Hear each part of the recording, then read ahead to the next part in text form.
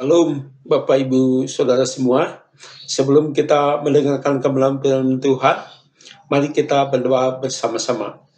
Bapa di dalam surga, Bapa yang mengasihi kami, Bapa yang kami kenal di dalam nama Tuhan Yesus, kami bersyukur Tuhan untuk hari ini, kalau kami masih diberi kesempatan untuk mendengar firman Tuhan, biarlah firman Tuhan yang kami dengar boleh menguatkan iman percaya kami kepada Engkau. Terima kasih Tuhan, Engkau juga memberkati hamba-Mu yang menyampaikan, juga saudara-saudara kami semua yang mendengarkannya, supaya kami sama-sama diberkati oleh Tuhan dan nama Tuhan dipermuliakan. Terima kasih Tuhan, dan kami akan memulai pembacaan firman Tuhan hanya di dalam satu nama, yaitu Tuhan Yesus Kristus, Allah kami yang hidup. Haleluya, amin.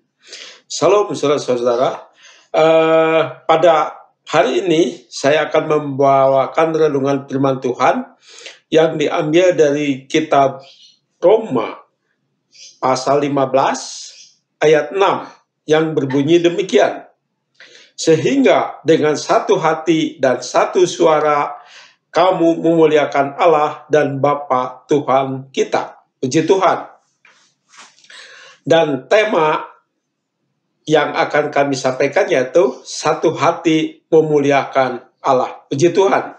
Dan seperti yang sudah kita ketahui bersama bahwa kitab Roma itu ditulis oleh Rasul Paulus kira-kira pada tahun 56 atau 57. Dan kitab Roma ini adalah kitab yang luar biasa, dan beberapa tokoh gereja seperti Agustinus, seperti Martin Luther, seperti Calvin, semuanya membawa satu inspirasi dari kitab Roma ini dalam pelayanannya. Seperti kita ketahui, Bapak gereja kita adalah Agustinus, atau disebut Santo Agustinus. Itu adalah orang yang betul-betul terinspirasi pada pelayanannya itu dengan kitab Roma. Dia dulunya adalah seorang yang berdosa, seorang yang begitu jauh dengan Tuhan. Tetapi bagaimana seorang Agustinus bisa datang untuk melayani Tuhan, itu adalah terinspirasi dari kitab Roma.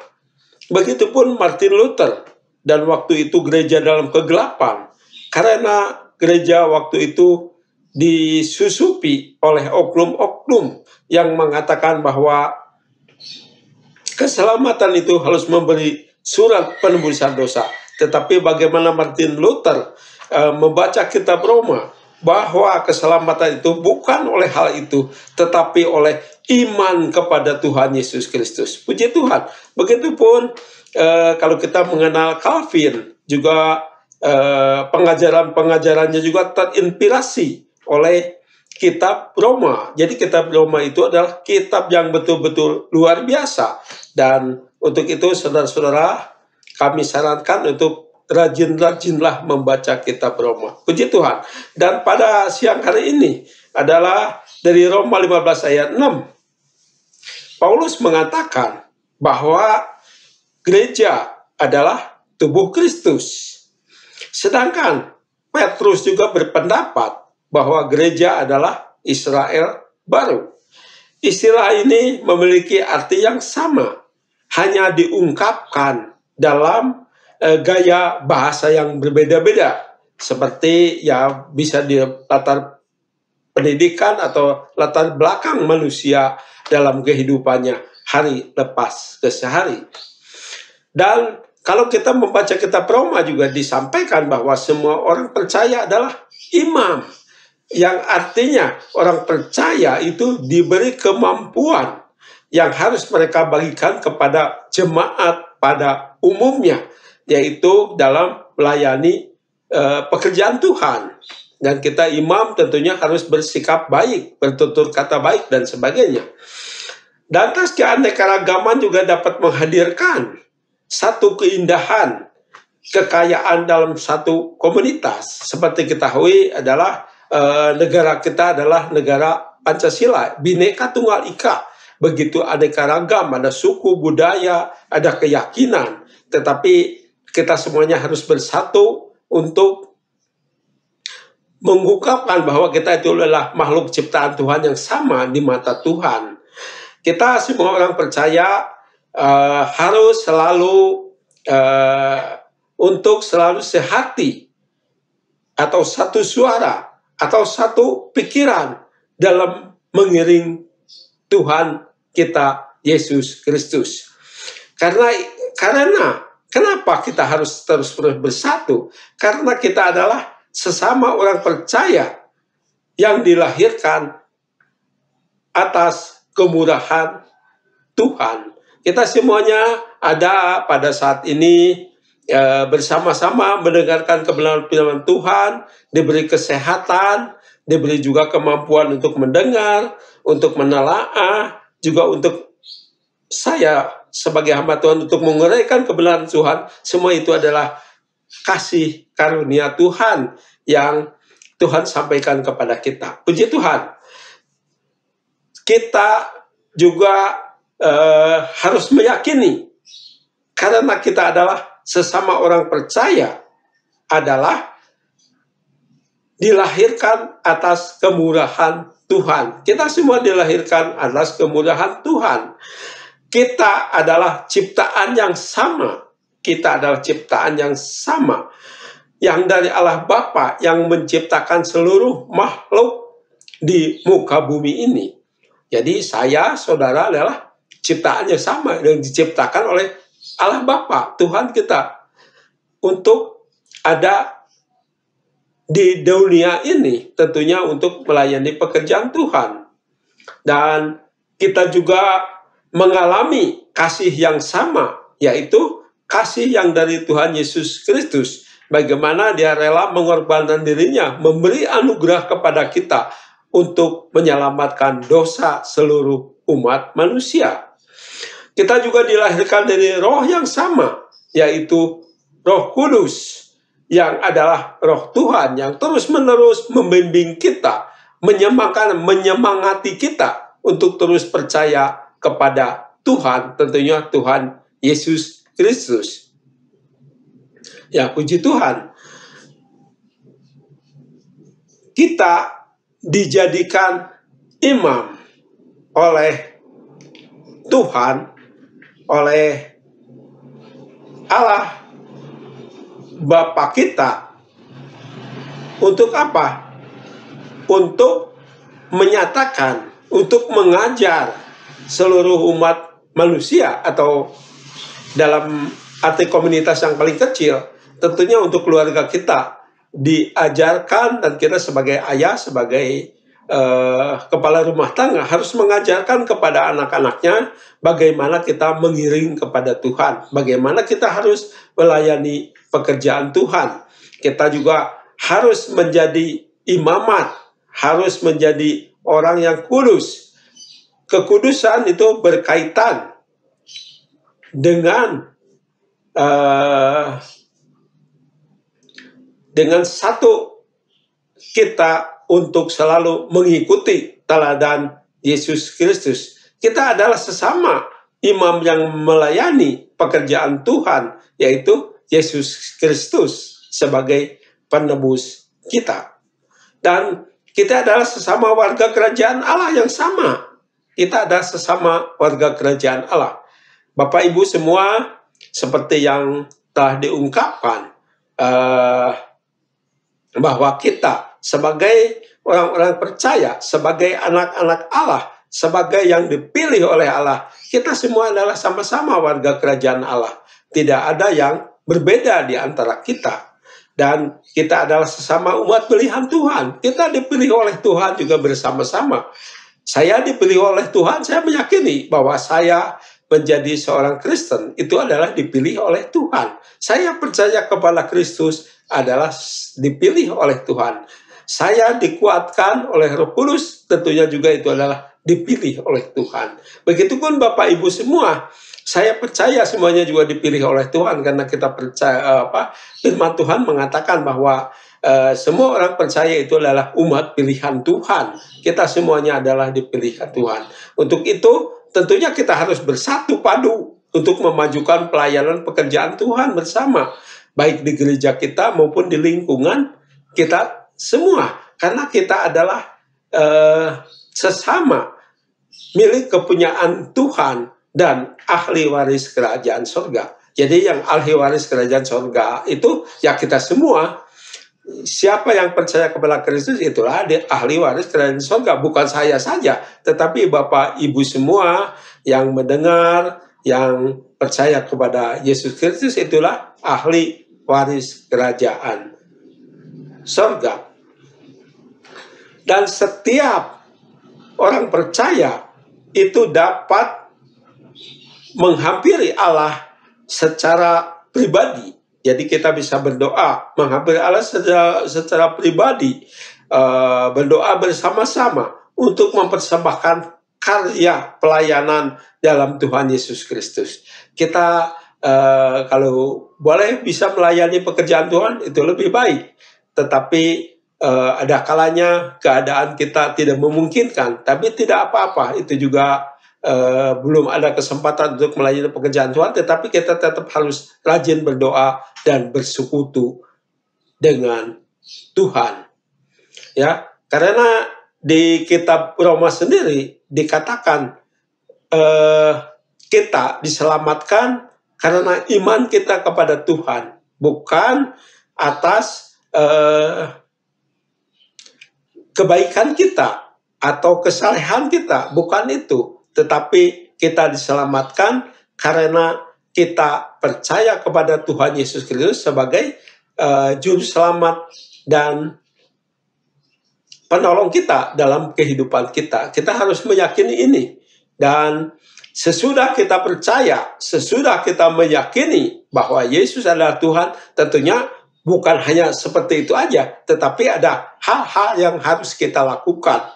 Hal-hal apa yang harus kita lakukan? Kitab Roma juga mengatakan bahwa sesudah kita percaya, tentunya ada akibat yang ada di dalam hati kita, yang muncul dalam kehidupan kita. Apa itu? Kita kalau sudah diselamatkan, tentunya kita akan rajin berdoa.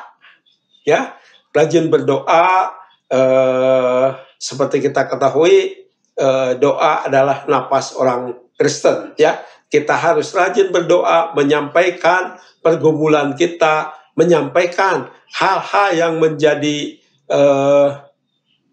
masalah-masalah dalam kehidupan kita. Kita sampaikan kepada Tuhan, ya. Kita juga harus rajin beribadah ke gereja. Nah, itu juga bagian daripada iman yang dianugerahkan Tuhan kepada kita. Kita rajin ke gereja. Lantas apa? Berbuat baik kepada sesama.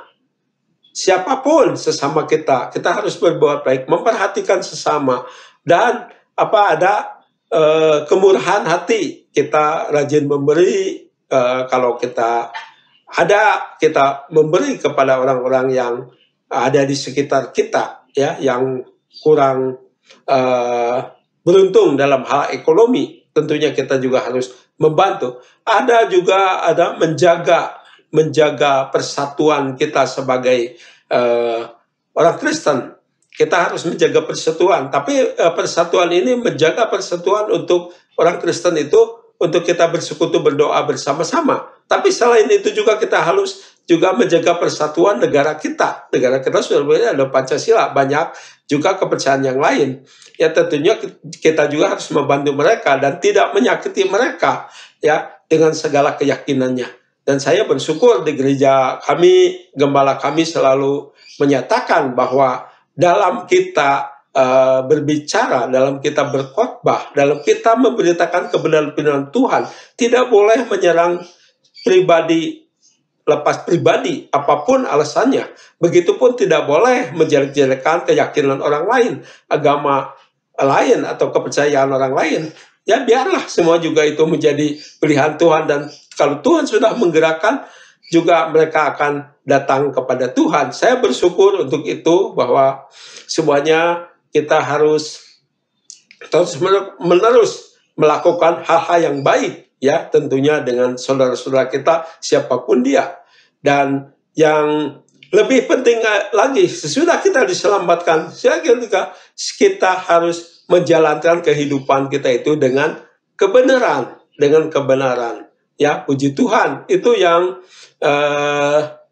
membuat kekristenan itu dihargai oleh semua orang, karena pribadi kita selalu menjalankan kebenaran demi kebenaran, ya. Dan orang Kristen juga yang bertumbuh, orang Kristen yang bertumbuh itu bisa dilihat, ya, bisa dilihat dari apa? Dari relasi dengan sesamanya dalam tubuh Kristus sebagai pencipta seluruh makhluk. Jadi kita juga harus ada relasi dengan sesama kita untuk menjadi apa? Untuk menjadi berkat yang bermutu, yang memuliakan Tuhan sebagai sumber kesatuan bagi seluruh umat manusia. Puji Tuhan, ya. Selama ini kita ada di Indonesia, kita itu selalu banyak pemimpin-pemimpin yang baik yang ada di negara kita, terutama pemimpin bangsa kita yang sekarang jadi presiden, yaitu Bapak Presiden Joko Widodo selalu mengajarkan kita harus toleransi, menjaga persatuan kesatuan baik dengan sesama kita Kristen, begitupun dengan masyarakat sekitar yang ada di negara kita, siapapun dia, ya. Dan keanekaragaman, ya, sebagai manusia, sebagai umat Allah, ataupun sebagai ada di dalam satu komunitas kekristenan, dan sebagai bangsa itu Indonesia dapat menghadirkan keindahan. Jadi keanekaragaman itu bukan membuat satu perpecahan dalam kehidupan kita, tetapi keanekaragaman itu harus menjadi satu persatuan dalam kehidupan kita, bersatu. Dan banyak juga hal-hal yang keindahan yang ditimbulkan, seperti kalau kita menanam bunga. Kita kalau menanam bunga itu umpamanya merah semua, itu juga akan monoton.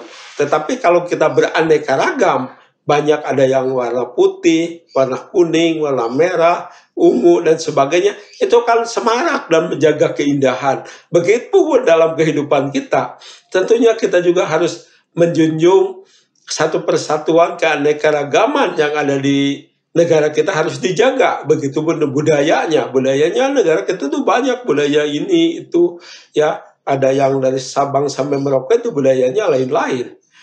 Tapi kita semuanya harus menjaga. Siapa yang harus menjaga itu? Selain kalau bukan kita sebagai bangsa yang ada di Indonesia itu harus menjaga keanekaragaman yang ada di negara kita. Ya, puji Tuhan. Kita mengenal Allah juga bukan kita harus meyakini, karena kita mengenal Allah itu bukan karena kebaikan-kebaikan kita saja, bukan kebaikan kita saja, karena kebaikan kita itu didasari oleh anugerah Tuhan kepada kita, yaitu kita dipilih oleh Tuhan sebagai anak-anaknya, sebagai imamatnya.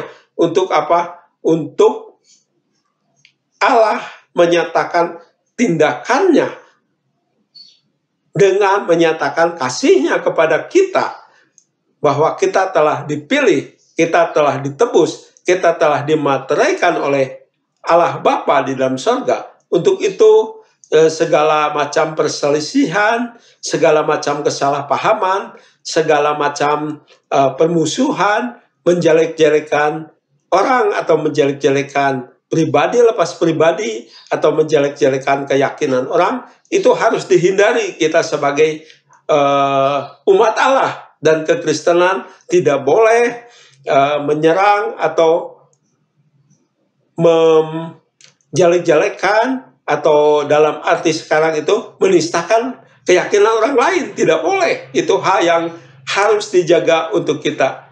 Kita harus membawa satu kesejukan bagi negara ini, membawa kesejukan bagi Indonesia, supaya bangsa ini boleh maju, boleh terus-menerus memikirkan hal-hal yang positif, bukan berbicara hal-hal yang negatif yang memecah belah bangsa ini. Tetapi kita harus terus-menerus mengobarkan kesatuan, harus mengobarkan bagaimana kita hidup yang baik di mata masyarakat yang ada di sekitar kita.